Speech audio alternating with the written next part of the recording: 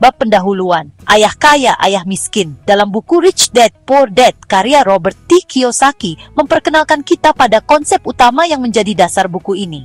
Kiyosaki memulai dengan menjelaskan bahwa ia tumbuh dengan dua sosok ayah yang sangat berbeda pandangan mengenai uang, pendidikan, dan kesuksesan finansial. Ayah kandungnya, yang ia sebut sebagai ayah miskin, adalah seorang pria terdidik dengan gelar akademis yang tinggi, namun sering mengalami kesulitan finansial. Di sisi lain, Ayah Kaya adalah ayah dari sahabatnya, seorang pengusaha sukses yang meskipun tidak memiliki pendidikan formal yang tinggi, memiliki kecerdasan finansial yang luar biasa. Dua filosofi yang berbeda. Di sini, Kiyosaki berfokus pada perbandingan antara kedua filosofi tersebut. Ayah miskin percaya bahwa pendidikan formal dan prestasi akademis adalah kunci untuk mendapatkan pekerjaan yang aman dan stabil, sementara ayah kaya menekankan pentingnya pendidikan finansial dan penguasaan keterampilan investasi untuk mencapai kebebasan finansial. Perbedaan dalam cara berpikir ini menjadi inti dari pelajaran yang ingin disampaikan Kiyosaki. Kiyosaki mengilustrasikan bagaimana pola pikir ayah kaya membuka jalan untuk mencari peluang dan solusi kreatif, sedangkan pola pikir ayah miskin cenderung membatasi dan membuat seseorang terjebak dalam lingkaran pekerjaan untuk uang, tanpa pernah mempelajari cara membuat uang bekerja untuk mereka. Karena memiliki dua ayah yang berpengaruh, Kiyosaki belajar dari mereka berdua. Dia harus memikirkan nasihat masing-masing ayah, dan saat melakukannya, dia memperoleh wawasan berharga tentang kekuatan dan pengaruh pikiran seseorang pada hidupnya.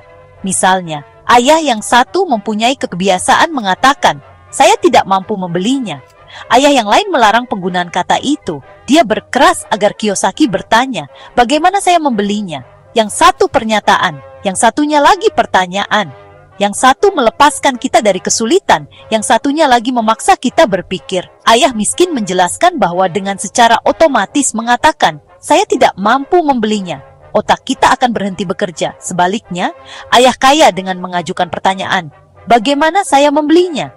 Otak kita diharuskan bekerja. Ayah kaya tidak bermaksud bahwa kita harus membeli segala sesuatu yang kita inginkan.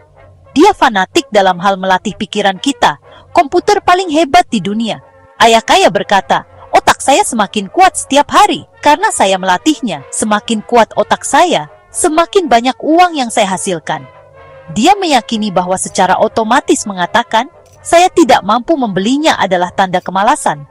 Meskipun kedua ayah tersebut bekerja keras, tetapi kecenderungannya ayah miskin mempunyai kebiasaan menidurkan otaknya dalam hal uang, sedangkan ayah kaya mempunyai kebiasaan melatih otaknya. Hasil jangka panjangnya adalah ayah yang satu menjadi makin kuat secara keuangan, dan yang lain menjadi makin lemah. Tak jauh berbeda dengan orang yang pergi ke pusat kebugaran untuk berolahraga secara rutin, versus seseorang yang duduk di sofa menonton TV. Latihan fisik yang pas meningkatkan kesehatan kita, dan latihan mental yang pas meningkatkan kemakmuran kita.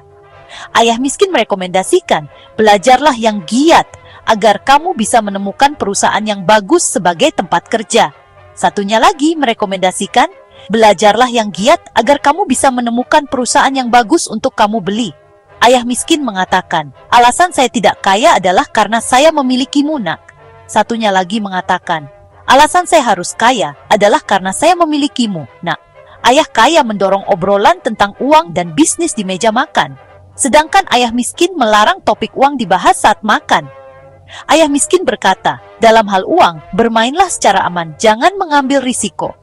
Ayah kaya mengatakan, "Belajarlah mengelola risiko." Ayah miskin meyakini bahwa perusahaan atau pemerintah akan mengurus kita dan kebutuhan kita. Dia selalu menaruh perhatian pada kenaikan upah, program pensiun, tunjangan kesehatan, cuti sakit, hari libur, dan hal-hal sejenisnya. Dia menyukai gagasan tunjangan kesehatan dan berbagai fasilitas khusus yang disediakan pemerintah. Dia juga menyukai sistem ikatan dinas yang disediakan lewat universitas. Kadang gagasan perlindungan kerja untuk kehidupan dan tunjangan kerja terlihat lebih penting daripada pekerjaan itu sendiri. Dia sering berkata, "Saya telah bekerja keras untuk pemerintah, dan saya berhak mendapat tunjangan itu." Ayah yang satunya lagi, yaitu ayah kaya, percaya pada sikap mandiri penuh dalam hal keuangan. Dia dengan lantang menentang mentalitas berhakshi dan bagaimana hal itu menciptakan orang yang lemah serta miskin secara keuangan. Dia sangat tegas dalam hal menjadi kompeten secara keuangan. Ayah miskin berjuang keras untuk menabung beberapa dolar. Ayah kaya menciptakan investasi. Ayah miskin mengajari kita membuat resume yang mengesankan agar bisa mendapatkan pekerjaan yang baik. Ayah kaya mengajari kita menulis rencana bisnis dan keuangan yang kuat agar bisa menciptakan pekerjaan. Menjadi produk dua ayah yang kuat dan berpengaruh memberi Kiyosaki kesempatan yang mewah untuk mengamati pengaruh pikiran yang berbeda pada hidup seseorang. Dia memperhatikan bahwa orang benar-benar membentuk hidup mereka lewat pikiran mereka. Sebagai contoh, ayah miskin selalu berkata, "Saya tidak akan pernah kaya." Ramalan itu menjadi kenyataan. Ayah kaya sebaliknya selalu menganggap dirinya kaya. Dia mengatakan hal-hal seperti, "Saya orang yang kaya dan orang kaya tidak melakukan hal ini." Bahkan, ketika dia benar-benar bangkrut setelah suatu krisis keuangan yang hebat, dia terus menganggap dirinya orang kaya. Dia mempertahankan diri dengan berkata, "Ada perbedaan antara menjadi miskin dan menjadi bangkrut. Bangkrut itu sementara. Miskin itu selamanya." Kekuatan pikiran kita mungkin tidak pernah diukur atau dihargai. Tapi sebagai anak kecil, Kiyosaki melihat dengan jelas betapa pentingnya menyadari apa yang kita pikirkan dan cara kita mengekspresikan diri.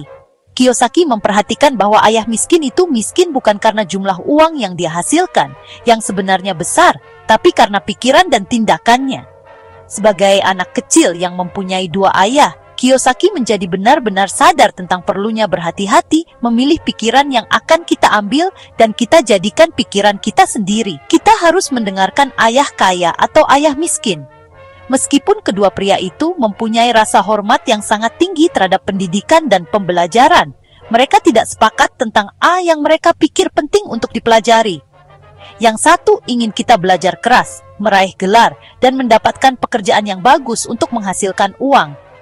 Dia ingin kita belajar menjadi seorang profesional, pengacara atau akuntan, dan meraih gelar MBA dari sekolah bisnis.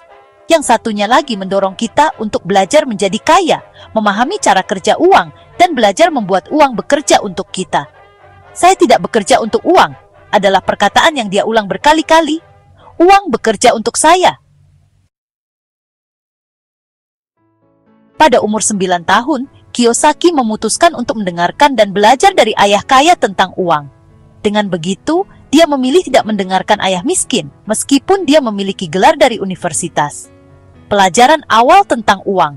Di sini, Kiyosaki juga berbagi pengalaman masa kecilnya ketika ia dan sahabatnya Mike mencoba memahami cara menjadi kaya. Mereka meminta bimbingan dari ayah kaya, yang kemudian mengajarkan mereka pelajaran pertama tentang uang. Ayah kaya memperkenalkan konsep bahwa orang kaya tidak bekerja untuk uang. Sebaliknya, mereka membuat uang bekerja untuk mereka. Ini adalah pelajaran awal yang membentuk dasar dari pemahaman Kiyosaki tentang kecerdasan finansial. Pentingnya pendidikan finansial. Salah satu poin penting yang ditekankan di sini adalah bahwa sistem pendidikan tradisional seringkali gagal mengajarkan keterampilan finansial yang relevan dengan kehidupan nyata. Ayah kaya percaya bahwa pendidikan formal penting, tetapi pendidikan finansial adalah kunci untuk mencapai kebebasan finansial. Tanpa pemahaman tentang cara kerja uang, banyak orang akan terus terjebak dalam siklus utang dan gaji dari bulan ke bulan. Menghadapi ketakutan dan ketamakan, Kiyosaki juga membahas dua emosi utama yang sering mengendalikan keputusan finansial seseorang: ketakutan dan ketamakan. Ketakutan kehilangan uang membuat banyak orang tetap berada di zona nyaman, sementara ketamakan mendorong mereka untuk bekerja lebih keras agar dapat memenuhi gaya hidup yang semakin meningkat. Ayah kaya mengajarkan Kiyosaki untuk memahami dan mengendalikan emosi ini agar tidak menjadi hambatan dalam mencapai tujuan finansial. Pola pikir kaya versus pola pikir miskin. Pola pikir adalah tema sentral di sini. Ayah kaya menunjukkan bahwa menjadi kaya tidak hanya tentang jumlah uang yang dimiliki, tetapi juga tentang cara berpikir dan mengambil keputusan. Pola pikir orang kaya berfokus pada aset, investasi, dan menciptakan aliran pendapatan pasif, sementara pola pikir orang miskin cenderung terjebak dalam hutang konsumtif dan pengeluaran yang tidak produktif. Jadi, bab pendahuluan, Ayah Kaya, Ayah Miskin adalah pengantar yang kuat untuk memahami perbedaan mendasar antara dua pendekatan terhadap uang dan kehidupan. Dengan menghadirkan dua figur ayah dengan filosofi yang kontras, Kiyosaki mengajak pembaca untuk merenungkan keyakinan mereka sendiri tentang uang dan mulai mengembangkan kecerdasan finansial yang diperlukan untuk mencapai kebebasan finansial. Melalui cerita dan wawasan pribadi, Kiyosaki menetapkan kerangka kerja untuk sisa buku yang menjelaskan prinsip-prinsip dan strategi yang digunakan oleh ayah kaya untuk membangun kekayaan. Bagi siapa saja yang ingin meraih kesuksesan finansial, Kiyosaki menawarkan perspektif baru tentang pentingnya pola pikir, pendidikan finansial, dan keberanian untuk mengambil kendali atas masa depan keuangan mereka. Untuk mendapatkan buku Rich Dad, Poor Dad, karya Robert T. Kiyosaki, klik tautan pada deskripsi video ini untuk melakukan pembelian secara online di bellbook.com. Bellbook.com adalah toko buku online yang sudah berdiri sejak tahun 2009 dan melayani pengiriman ke seluruh wilayah di Indonesia.